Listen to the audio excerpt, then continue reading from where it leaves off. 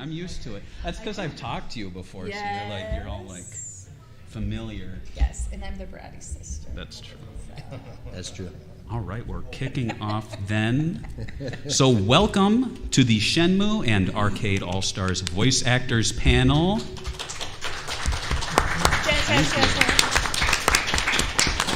Hold your applause. I'm Barry from the website SegaBits.com, and you may have seen me or heard me and my co-host George on the SegaBits YouTube channel talking Sega games and consoles on Sega Talk and interviewing industry and community talent on the Swing and Report Show podcast for the past 10 plus years. One guest today who is no stranger to my ramblings is Liesl Wilkerson. Who loves also to ramble. Thank you for having me, Barry-san. Liesl is an interpreter, cultural consultant, radio and TV host, and voice actor. She currently hosts the podcast Adventures of a Blonde Geisha. Yay! Any listeners here? Well, there will be after this, for sure. Raise your hands even if you're not listening. It's okay. Her list of Sega All-Star voices include Virtua Fighter's Sarah Bryant, Crazy Taxi's Gina, as well as various customers, Kate Allen from the Sega-developed and Nintendo-published F-Zero GX and AX, and I think we're all here for female volleyball player in Beach Spikers. Right? Apparently, yes. Let's hear. There you go. I was also a volleyball player, so maybe they even were inspired. That could be it. And then, no, we're here for Shenmue 2. She voiced I'm gonna butcher these. Hong Shuying. Shuying Hong. There we go. Yes. Yuan and Yuan. Joy. Yes. So that's Liesl. Next up, we have at the end Eric Kelso. Eric is a voice actor. All the way from Japan. His arms are tired from flying from Japan. He is a voice actor, director, presenter, and producer. He has provided a variety of voices for TV, film, radio, and video games. But as far as our focus for today, Eric has voiced Virtua Fighter's Jackie Bryant. Yeah! My brother. Come on! Captain Falcon and other racers in F-Zero GX and AX. And in Shenmue, he voiced Masayuki Fukuhara, also known as the lovable Fuku-san. Yeah, Ryo! Be careful! And Chen Guizhang in Shenmue 2, and he also voiced Wu Ying Ren. So let's hear it for Eric. And then, Money, I'm talking money! rounding out the Shenmue 2 trio is Corey Marshall.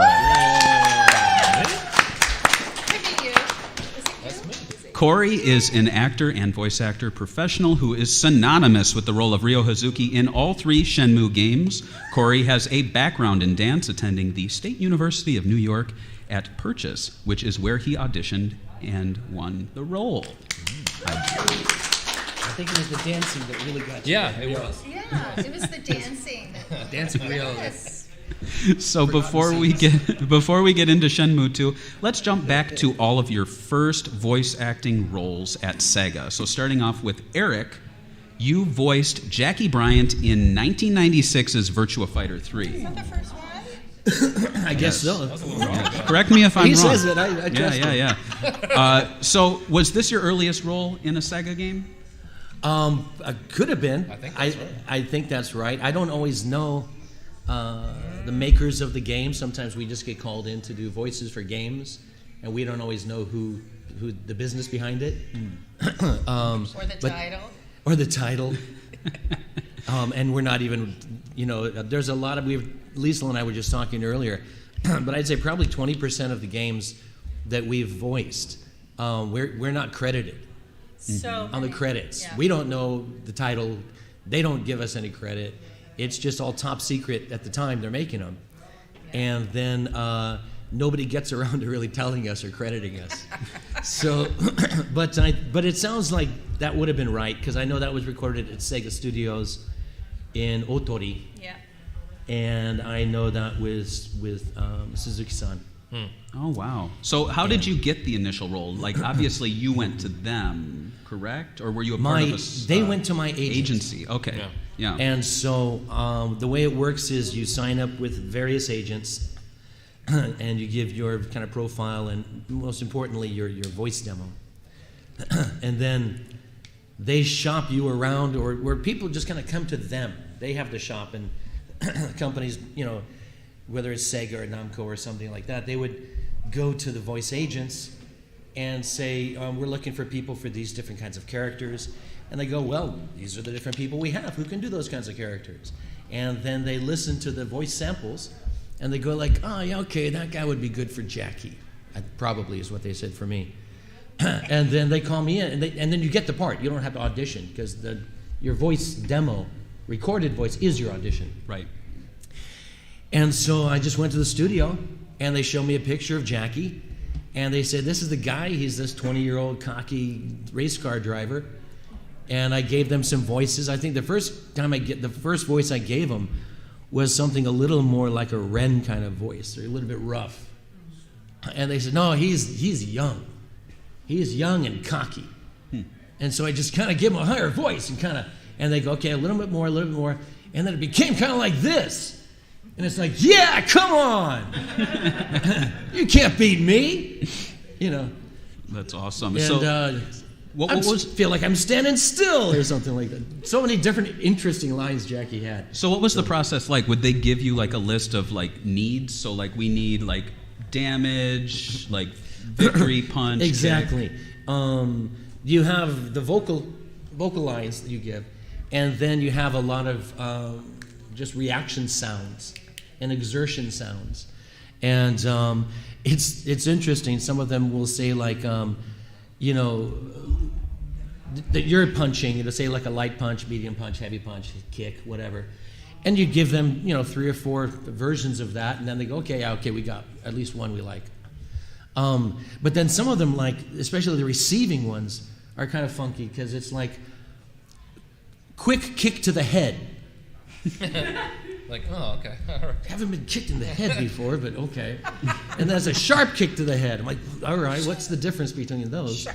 And so some of them, you just have to stand there. And, Corey and I, especially, we did a lot of work together in the studio. So we're like standing there next to each other. And we're, when it's running, we're like running. And like when we were handcuffed together, we're like holding our arms out like this, and our arms are getting so tight, but we got to do it, because that's giving credence to the character. They can feel it. If we feel the pain, they'll feel the pain. Right, because people forget that Corey was not in any fighting games per se, but Shenmue in and itself has the fighting game mechanic within it. So you're not only doing a almost a RPG or free game, but you're also doing a fighting game within that. Yeah, so so sometimes you're giving your hits, sometimes you're receiving hits, and sometimes it's just pain or dying or whatever they need. Right. And that's really a workout. How long does that recording process take for like one game? It depends on the game, but mostly that will take a couple hours just for that one thing. Right. Of just kind of thing. Yes, yeah. And then the dialogue is what takes longer. I see. And the thing with Virtua Fighter is there wasn't a lot of dialogue, like in Shenmue or something, but it was. So I think we recorded that in one day. Yeah. For the Virtua Fighter. Wow. Were you together in the sessions, or were you aware of Always, each other? always alone.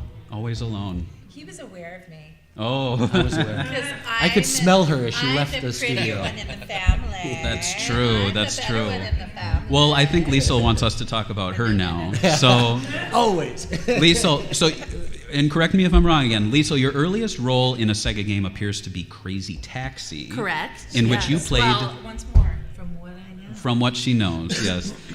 You played Gina. Yes. So how did you land that role, and what was the recording process like for that compared to a fighting game? Crazy Taxi was crazy. Just kidding.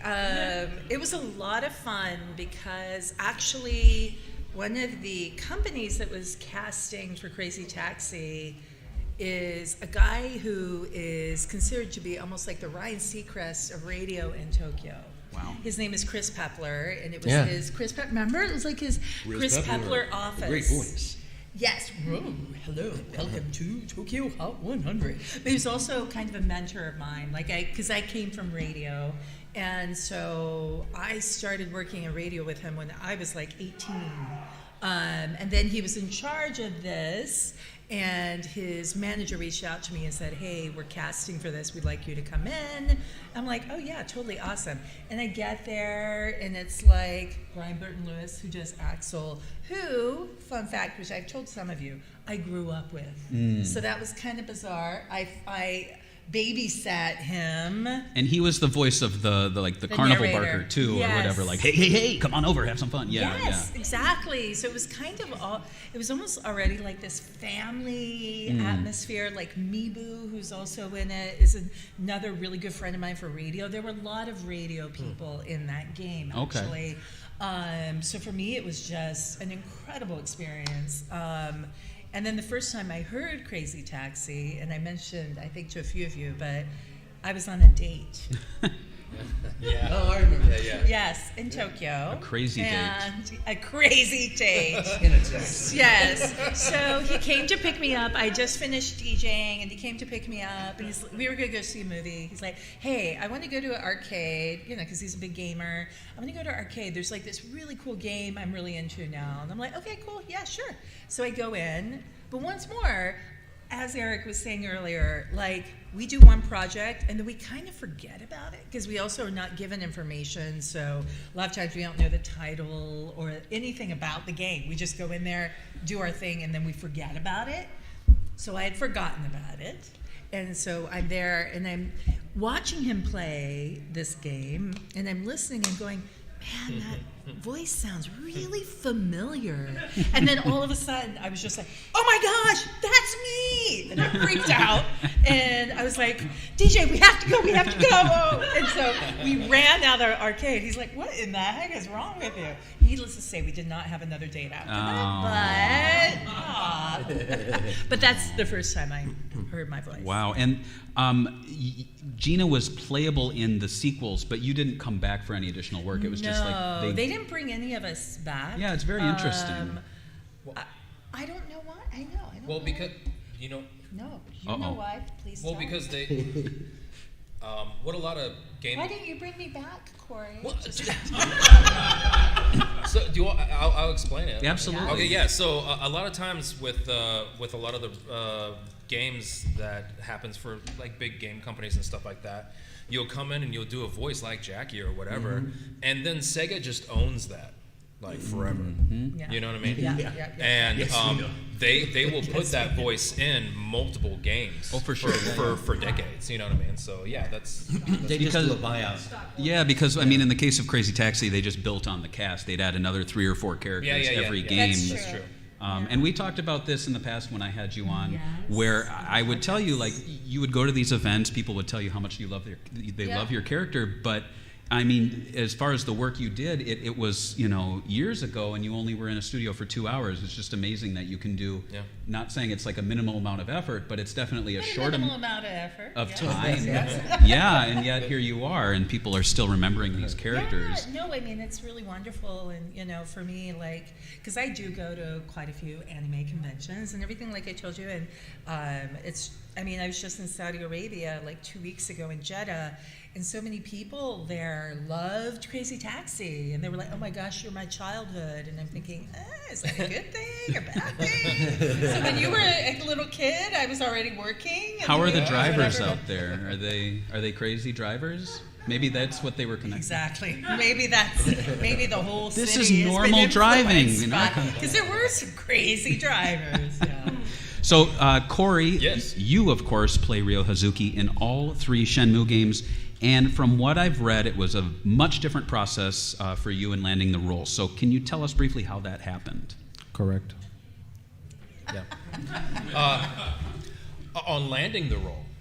On landing the role, Yeah. yes. Well, I mean, basically what they just described is pretty much normal for every game. But Shenmue came in and broke all of the rules as far as because normally they're in a studio alone by themselves doing their voicing. No, in Shenmue we were all together. Like we were able to voice together. Like Eric just We talked did a about lot together. Yeah, Because we're in a lot of scenes together. Yeah. So Dialogue. Sega has this huge, room that you could fit an entire band in, Yeah. and they had multiple voice actors in there at the same time, which is just completely unheard of most of the time. And so that was great, being able to be with Liesel, and when we're doing scenes as Joy, together. It's cool because voice actors normally don't get a chance to be together, to really Play off each other. feel that energy off of the next person. You know what I mean? So, especially when they're doing a big scene, like the scene at the beginning of the game. Everybody here's played it, right? No spoilers, right? I mean, a big death scene at the beginning of the game. Oh God! But those are really obviously pivotal, important moments, and they wanted the actors to be together, and that's one of the reasons what makes Shenmue so special. Absolutely. That we had that opportunity. But as far as landing the role, So as you mentioned, I was. In another lifetime, I was a dancer. Gosh, about 20 years. Yeah, that was forever ago. I was literally doing ballet and modern dance, and I was performing in New York City, and professional, doing all that kind of stuff. And I was looking for some extra work, and I saw there was a publication called The Backstage, and it was literally like a newspaper. At the time, I don't know if you guys know what newspapers are. I think it's still around too. Oh, They is still it? have it Somewhere. backstage, Somewhere. But yeah, it's like a physical publication, and they actually have. It's almost like ads. You know what I mean? And it was Right. just a little kind of ad that said, And this is another thing too. You're talking about how secretive things are. It didn't say anything about who was making it, what the project was. Nothing. The only thing it said was. 3 to 4 months in Japan for a voiceover and a major video game project, and I was like, Hello. "Sounds Tokyo. pretty cool." Yeah. For a 20-year-old guy to be like, "Dude, go live in Tokyo and do voiceovers," and I'll give it a shot. I've never done it before, but shoot, let's see. And the thing is that. I'm a longtime stage actor. I had done TV and film and all that kind of stuff. Had never done voiceover before, so I kind of just brazenly went in and tried to do it. But I just pulled upon my, plethora of work that I had done before, plus my love for the genre already. I'm a big video game fan, anime fan. I just kind of pulled from that love that I already had and just decided to go for it. Just kind of, just go for it, see what happens. So when you moved out there, then, especially for 2, you were kind of like, your character was out of his element. He was in a new country. Yeah. Did you pull from your own experiences with that as being someone in Japan? Yeah. Voicing someone who's going from Japan to China? Yeah. It's a great question.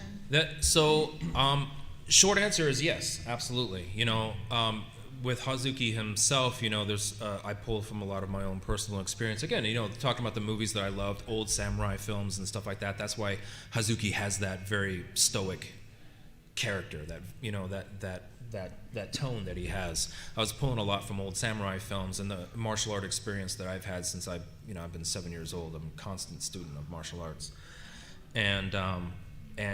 so when he leaves his home country for the first time in Shenmue 2, going to China, absolutely. I have that experience of being in another country where people don't speak your native language and trying to navigate your way around, and sometimes you meet some nefarious people who take you out, take you out drinking, and then you wake up 3 days later not knowing where you are. And Well, let's talk about that nefarious Part of your person. training, my son. So Eric and Corey, so you two first worked together on Shenmue. Eric played 2 very different characters important to Ryo's journey. We had the lovable Fukusan, and then the very cold Chen. Not so lovable. not so lovable Chen. I think he's lovable. He's like, just don't know how to love He's it. just misunderstood. he's just the dirty Harry of. He's the Chinese dirty. He's Harry. the Chinese dirty Harry. Chinese dirty hair. So were there challenges in playing this dual role in the game? Two very different characters? Actually, no. It would have been a challenge playing very similar characters. Yeah. And so I was so happy that the 3 characters I got in Shenmue were so different. So, I could just be like a nice guy in Fukusan trying to help out Ryo because I'm like a little brother and be careful. I want him to be okay and, I'll take care of Ine-san and you go out and find your dad's killer. And so he's just a nice guy. And whenever I let Fukusan come out to play, he made me a better person. Because he's such a sweetheart. He's just such a nice, good guy. And so when Suzuki-san asked me to do the character, I said, do you want this kind of voice, this kind of voice? He kind of goes a little bit more like this, a little bit more like that. And then just say he's just a really sweet, kind of naive guy. Yeah. But he still has a lot of passion. And so we clicked on the voice, and then that was it. Yeah. Once you get it, you got it. And then Guizhan, I just thought he's just the Chinese Clint Eastwood, Yeah. And so when Guizhan speaks, he doesn't really open his mouth. He just speaks through his teeth. And if I just squint a little bit, I say, no. Oh. And, he says things like, no, that's my line. Water down. It's okay. That was a Thank you so QTE. A failed QTE. He's just fascinating because, he'll take on 10 guys and his jacket never even comes unbuttoned. Yeah. And so I'm just looking at this guy, just cool on ice, and just that's him. But you still, at least I hope you get the feeling, because that's what I had, is that deep down he's a good guy. Yeah. And he's like, you want to learn some new moves or what? He's trying to help Ryo out. But he's kind of getting tired of him being such a pissant, And he's real dedicated to his father too. Yeah, because I think he understands the same kind of father-son relationship. Yeah. And so I think he really sympathizes with Ryo. Yeah, on his I journey. absolutely love Fukusan. I remember when I was playing the game, I must have been in high school, and we would always talk like Fukusan. Ryo, don't. There's a very, he's, I don't know, he almost was like the Millhouse of Shenmue. He is. He is. And some people have said, he's kind of too whiny and weeny. And so No, I'm like, well, that's what I was told to play him as, you know? Yeah. And, but I didn't feel he was. No. I felt he was just a really kind of a nice, innocent guy, who's just trying to do his best and help out his big brother, kind of thing. Absolutely. And speaking of his big brother, so when you were working on the first game then, would you do all of the interactions between Fukusan and Ryo separate, or would they kind of jump around the script? What was the... It does jump around because some scenes is just your one-off take line. They just need 30 lines of just you, because it might be with somebody, it might be with Ine-san, it might just be, you don't know. And they might use that same line in many scenes. Right. So those are just knockoff ones they need you to have in the tank. So the dialogue trees would kind of be done on their own for each character, and then the Then cut if the scenes would dialogue needs interaction I see. between the characters, then we would do that. Right, especially when you're cutting each other off, that can always be difficult. Yeah. Excuse me, sometimes you'll have the dialogue cut short, and then Right. the character will start talking, and it doesn't really line up. But I Right. can imagine. I'll be like, but what do you think about, come on, Fukusan, stop it, Yeah, Something yeah. like that. Yeah. So Shenmue 2, it brought Liesel into the fold with her role as Joy, as well as Shuing Hong, and the villain Yuan. So Liesel, how did you find your way into the Shenmue franchise, and do you remember when you first met Corey? I totally remember. I was like, 21 years old, young boy. I was fresh. He still looks fabulous. Yes, I loved Corey. I loved meeting him. It was fascinating for me, I think, because and I don't think I've even actually mentioned this ever, but for me, I grew up in Tokyo. Right. So Tokyo was kind of all that I ever knew. I went to international school. So, I mean, obviously I knew a lot of people like me who grew up there.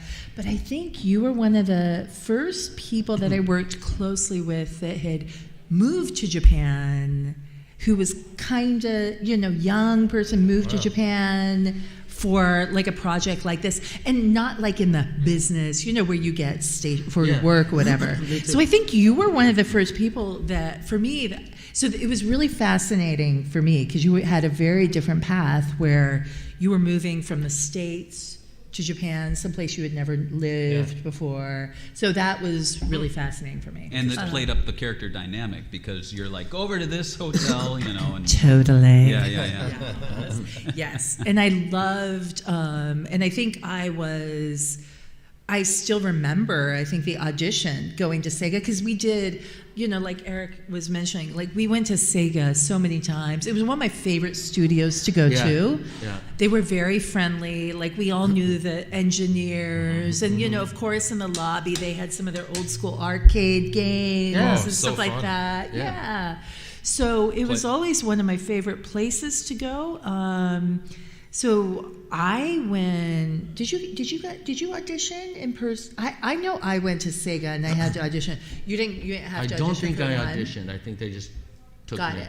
Yeah. So I actually had to go in and read for them, and then found out what characters I was cast as. So I did have to audition, and there were lots of people there that were auditioning. I think IMO, which is kind of Sorry, not a good crazy agency. They just take anybody and just They just put throw 'em everyone in in a there, room. Go! exactly. So they were also there. So they're there were Right. some freaks and crazies, but yeah, it was really wonderful experience for me. And like both Corey and Eric said, a lot of times with video games, you're in there in the booth by yourself, and which is fine. And we can obviously handle that kind of situation, but when you actually get to interact with someone, there's just a whole nother level of obviously believability, and it's so much fun for us. So did any of you ever interact with the Japanese voice cast? Because they were also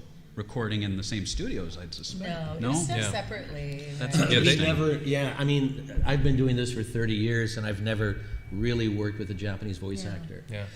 Unless it's an educational project, Yeah. and it's a textbook, Right. Yeah. and then they'll say, "Hi, Ichiban," and it's number one kind of thing.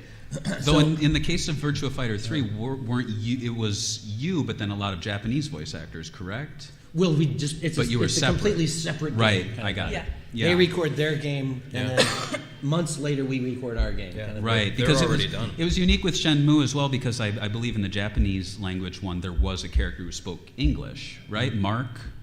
Yeah. Correct me if I'm wrong, the forklift guy. And it always kind of threw me off because I played the imported version. Yeah. It's very interesting. So Shenmue, it's synonymous with the Dreamcast, but the English version of Shenmue 2 never actually appeared on the console, though I think fans have made it happen since then. It was the Xbox where your work first appeared, and later in the remastered versions for modern hardware. So at the time, were any of you aware of where your voices would finally end up? Were you aware you were voicing an Xbox game? Yeah. You were? Yeah. Yeah. Yeah, remember I'm a big gamer, Yeah. So, Big gamer. Yeah.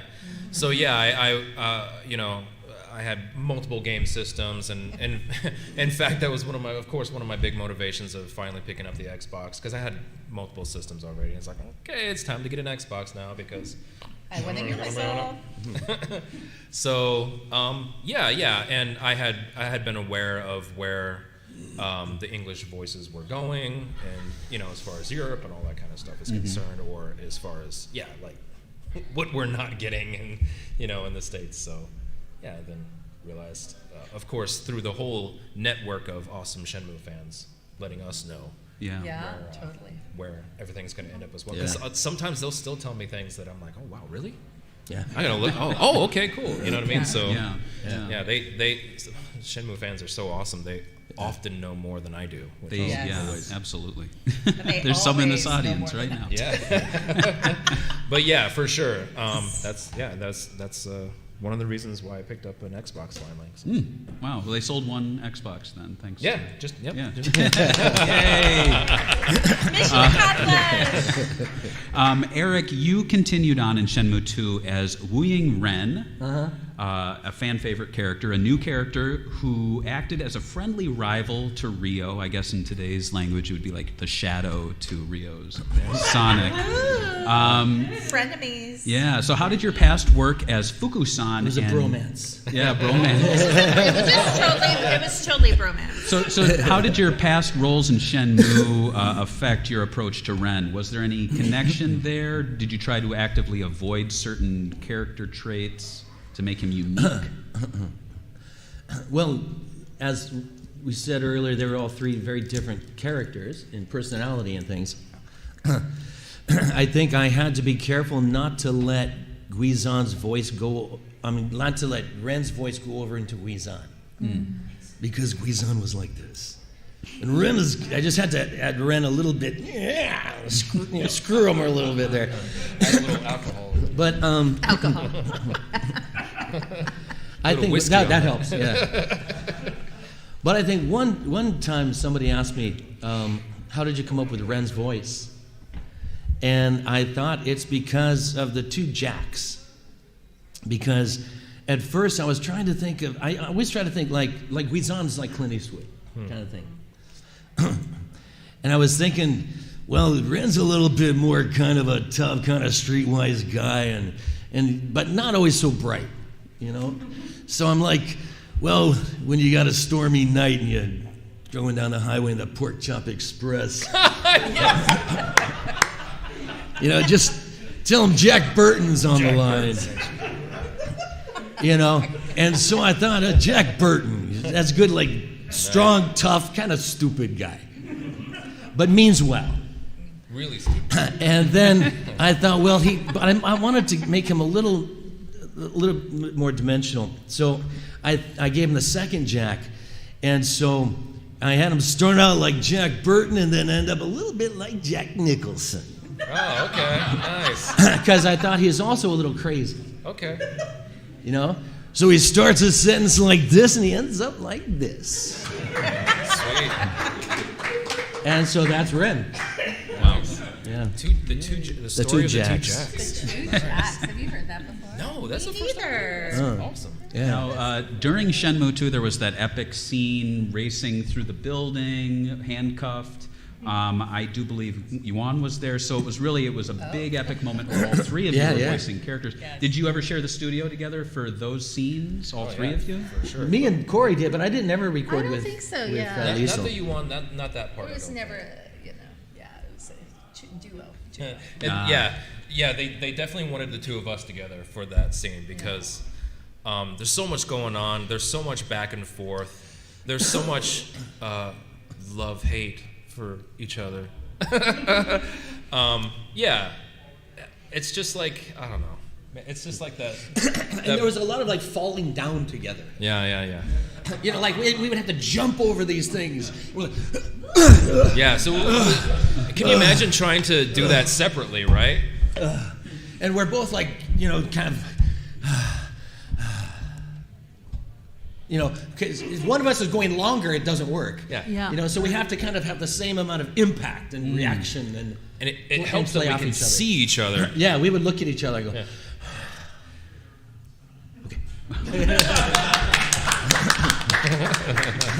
and like I said, we even actually held our arms out for like 30 minutes. You try to hold your arm out for 30 minutes, it's hard. And so we would do that as we were like running and we were like going like this as we're running to get the breath and everything. And I remember we were exhausted after the handcuff day. That was a long day. Yeah. It was fun. Wow. Speaking of uncredited roles, are you aware of any like NPCs you might have played in the Shenmue games that people either haven't heard about or haven't any? Oh, I that played come to like mind? 30 NPCs. No. Yeah. It was all you. It was all you. Yeah. Not Actually, a lot, yeah. Yeah. Just real quick, they did. I even asked. I'm like, do you want me to do other characters? I can change my voice. I can do young. I can do old. I remember Suzuki himself said, "No, we don't want you." He said, "I don't want you to do anybody else." Yeah. He said, "I want you to be Hazuki Yeah. all the time. And that was Yeah. good. Yeah. That makes sense. Yeah. And you guys did a ton of stuff, right? Yeah. Yeah. For sure. And I don't, remember it. Me neither. Because it's just like dock worker or something, It just Yeah. goes like, hey, watch out over there.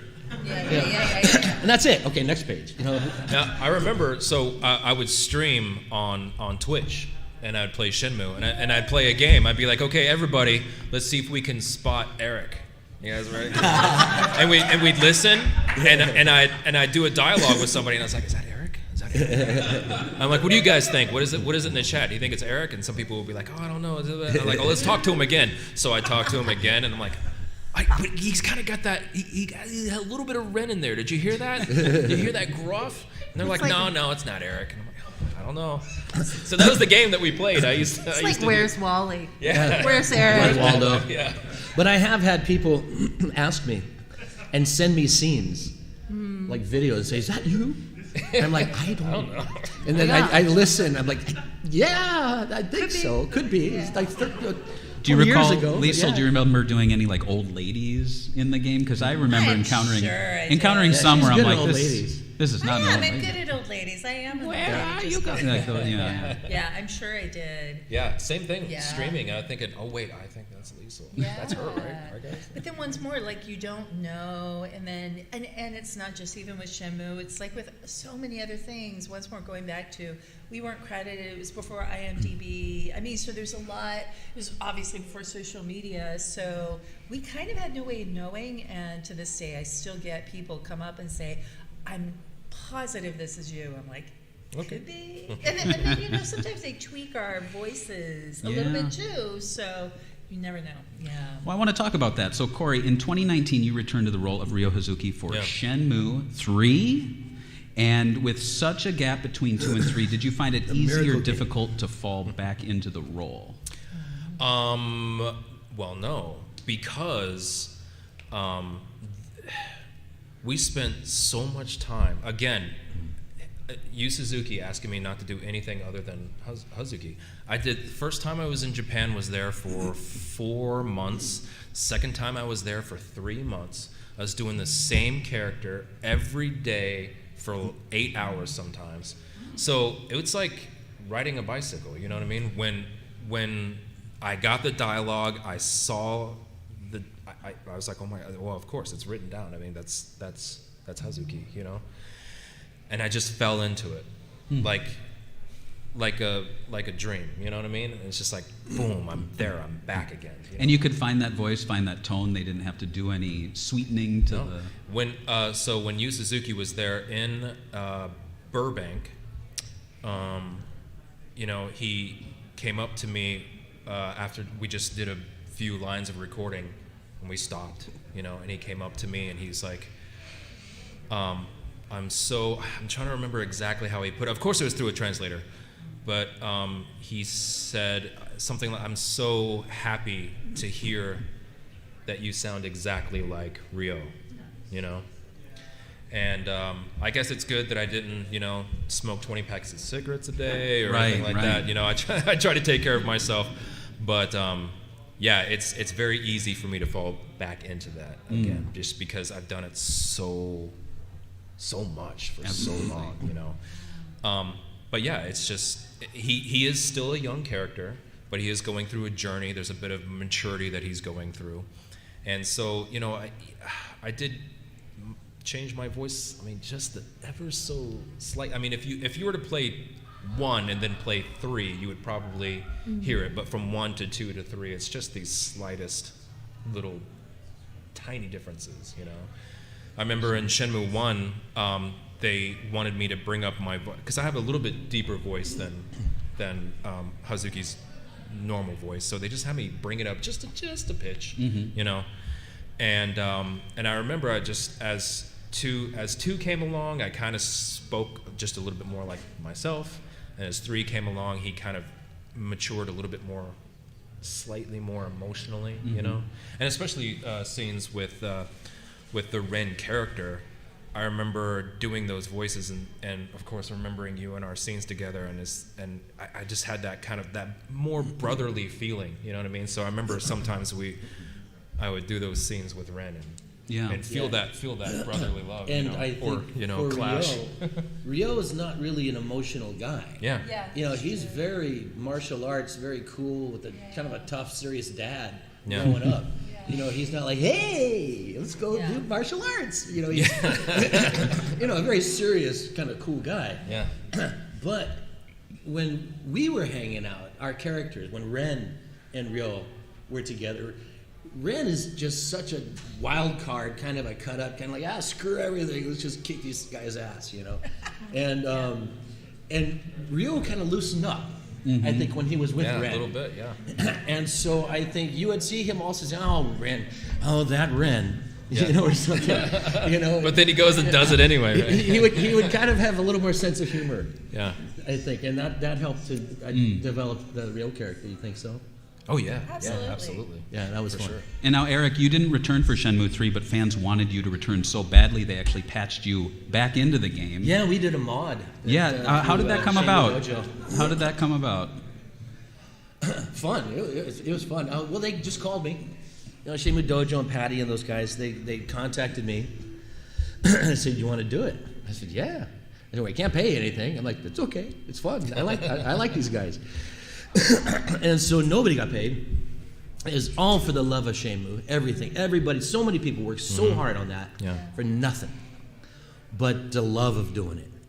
And to see people like you going, yeah, that made it better somehow, you know. I hope so. So I got to do Ren and then the telephone calls with Guizan and Fukusan. And I got to play with my friends again. Yeah. You know, to me, I don't feel like I'm doing the voices. I just feel like they're coming out to play and I get to hang out with them and have fun, you know. And so, especially Ren's my buddy. You know, I'd go out drinking with Ren any day of the week. He's a good guy. And he's fun. And so it was a blast. And I just recorded in my home studio and send them the things. They would send me the videos of the scenes and the lines. And so I can get kind of it's already, you know, done.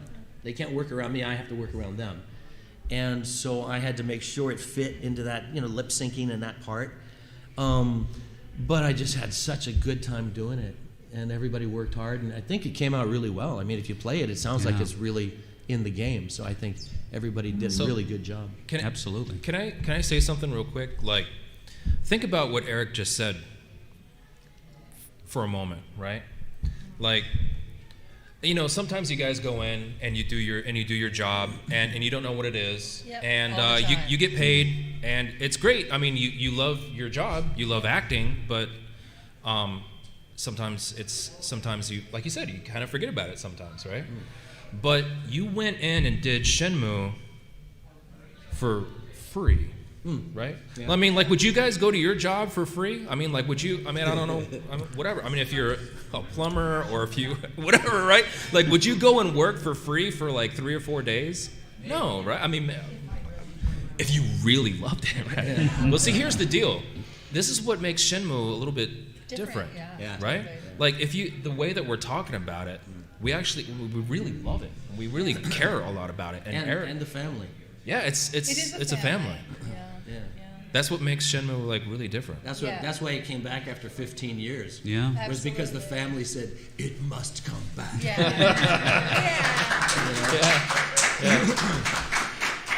And And it really is because of you guys, Yeah. right? That's the only reason.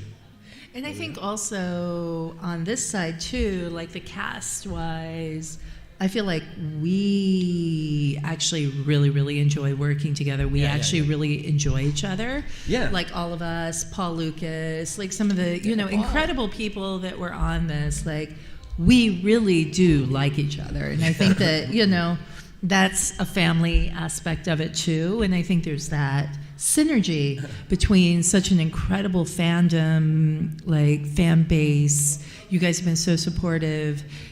And for us too, we want to work. We would love to work together again at any time, anywhere, So And- I think it's both sides. And Suzuki-san wrote an incredible story. Oh yeah. So ahead of his time. So we're interested. What's going to happen next? Yeah. we want let's to know. Let's jump to that And we question. love those What are stories. your hopes for Shenmue 4? Hopes for Shenmue 4. Well, I wasn't even in Shenmue 3, so Your hope is to be in know, Shenmue 4. Exactly. Start for the I was baby. kind of hoping for the animation a little bit. No, it didn't work. But so I don't have any hope. But I'm still a member of the family. Yeah. You know, I'm still in touch with everybody, like with many of you, and people come to Japan who are, you know, Shenmue fans on their, you know, sojourn or their journey, go to Doibuita Street and Yokohama and everything, and I always end up having a bite or a drink with them, and we hang out, and it's fun. Hashtag Kelso for 4. Yeah. I would love it. Yeah. I would love it. Hell, I'd do it for free. How about a Fukusan side story where it's what Fukusan's doing during the events of 2 and Yeah, 3? he's getting the dojo going. Yeah. He's got to Yeah. fight Joins off the Yakuza or something. So fast. Whoa, that's Oh, a crossover. switch. Yeah. Yeah, there you go. He's like a running dragon. Yokosuka. Yeah, he's running Yokosuka now. And then, Come on, you guys, get more guns. And then What? Hazuki's got to come back and be like, what? Oh man, Fukusa, what happened? I left. Look what Times are happened. rough. Gotta adapt. Inoue-san's turning tricks on the corner.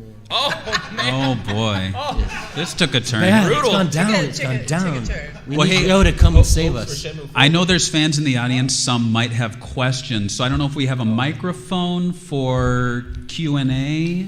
Talking to the control panel over there. Or they can just yell it out. Or they can yell it out, and I'll repeat it for the microphone here. So if you have any questions, why don't you come up here and line up? If you don't, then... Yeah, and in the meantime... Actually, here, yeah, if you have a question, why don't you come on up? Or ask it from there.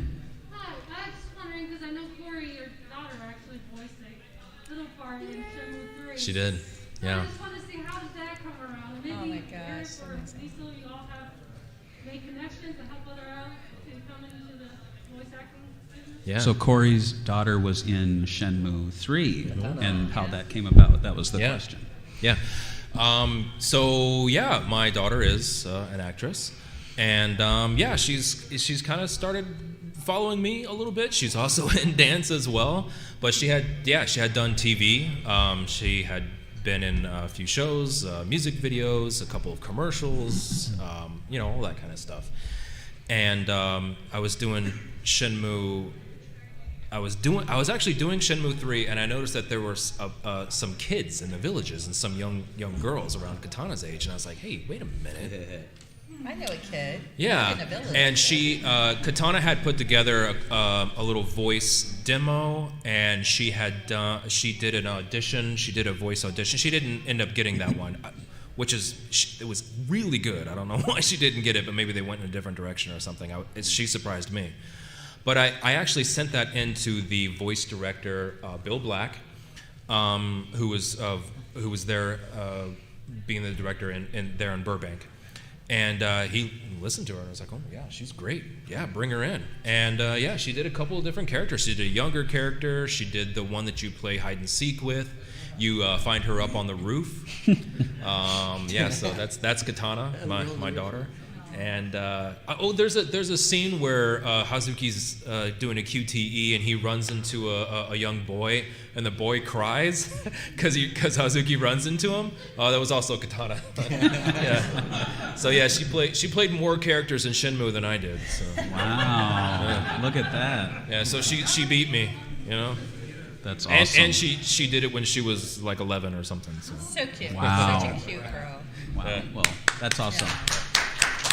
Great name, Katana. Yeah.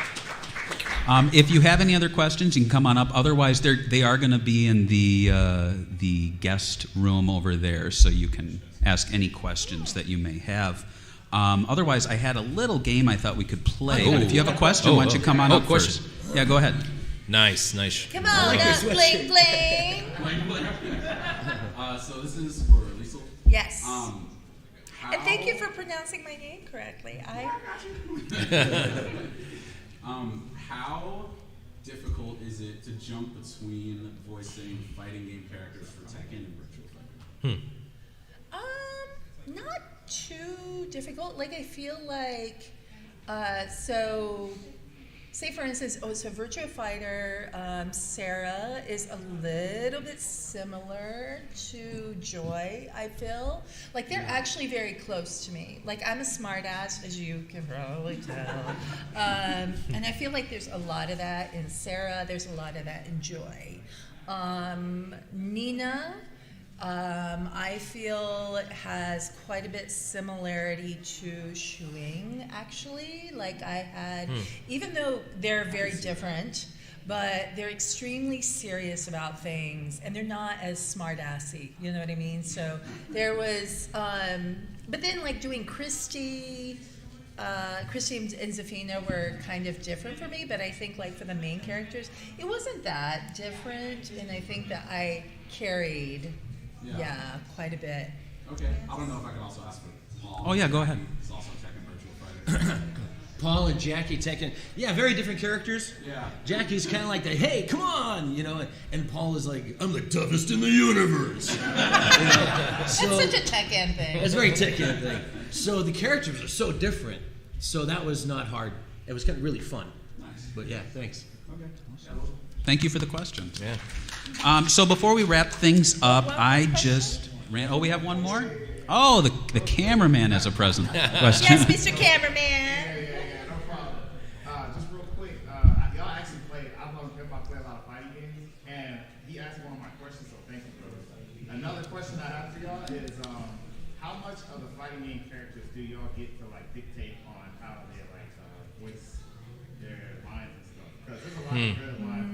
Okay, so what sort of say do they have in the script? Is it really locked down, or can you kind of deviate from it? I mean, I know Liesl talks about the English that she'll sometimes encounter. Yes. And those characters have a lot of personality, so I was just Yes. So actually with Nina, so with Sarah and a lot of the other characters, like I had no say. With Nina, actually, it was really fun because I think the first time I went in to record for Nina, it was like in an outside studio, and at that time I was doing a lot of boxing because I was really, really into it, and so I know exactly, right? Yeah, and I've seen some pictures of you. exactly. Oh, she was I was buff. so into it. I loved hitting things. I did not hit people, don't worry. But that was for my playtime. But That's why she wasn't successful in her career. correct. The person would be, ooh, that one hit the person.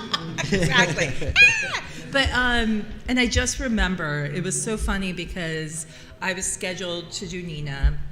And I also used to like whiz around on this super pimped out, awesome mountain bike, right? That was leopard print, red and black. It was just Wow. like awesome. So I roll up to the studio just as the people from Namco Bandai are coming in, and with these huge leopard print gloves, like on my shoulder, and they went bonkers. They were like, "Oh, Lisa sounds so much like Nina!" Right? And it was like this funny moment. And then after that, they did ask me, they're like, can you give us some lines that you would say, right? Smart ass. So I'm like, okay. So it's coming up. Like, isn't it past your bedtime? I think like those kind of lines, like I would write them down, and yeah. So that was the only time. Other than that, like, what about you, Eric? Yeah, we have to fix broken English sometimes just to repair it, just to make it so it doesn't sound too goofy. And every now and then we get to write lines. We do the acting, so we give the character its character, but we aren't the director, and sometimes we will disagree with what we have to do. A lot of times, yeah. But they say, no, we want you to do it that way. And we'll say, okay. What's the craziest thing that y'all looked at that they wanted y'all to say for the character, and you're like, nah, I ain't doing that? Well, You we mean like actually a- encountered several of those on Shenmue as well. Yeah, what was Weird some of that? stuff. Remember? Well, we did talk about the sailors. We did talk about sailors.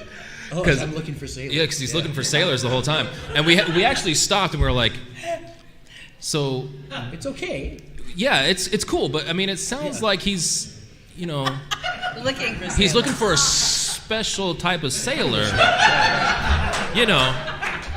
Because, I mean, in the States, we have some double entendres and stuff. I mean, even like I mean, we all know the Village People and all that stuff, YMCA, and in the Navy and all that stuff. You know what I mean? So I mean, we have a bit more of a culture of that, I think. You know what I mean? So when he's going looking for sailors, we had to talk about it. So just stuff like that. They're like, yeah, we understand, but we want you to do it It that moves way. the story along. And Yeah. Oh, okay. Yeah. And I remember Oh man, now I'm gonna get into it. Get into it. Guizon was teaching him the swallow. Do you remember that? There was the swallow that's technique. Where we're on the docks. Yeah. And I said, do you want to screw around or do you want to learn a new move? Okay, yeah. So I remember teach that you- day I'll we teach were you- laughing I'll about him teach you how to looking for swallow. sailors and Guizon teaching him to swallow. Yeah. It was just so bad. Wow. Now I'm getting warm just thinking about it. I mean, it's And I think it was a T-rated game, and not the an thing is- M-rated. I know. And when you're in the studio, you're in this box. People are looking at you through this glass. You're in like kind of a fishbowl. Yeah. And the air goes thin sometimes, and you're just paper at page after page, and it's a microphone here, and you get a bit silly. Yeah. You know, you get Yeah. a bit stir crazy kind of, and after a while, you kind of get the giggles and everything. So yeah, so sometimes it's really funny. We have to.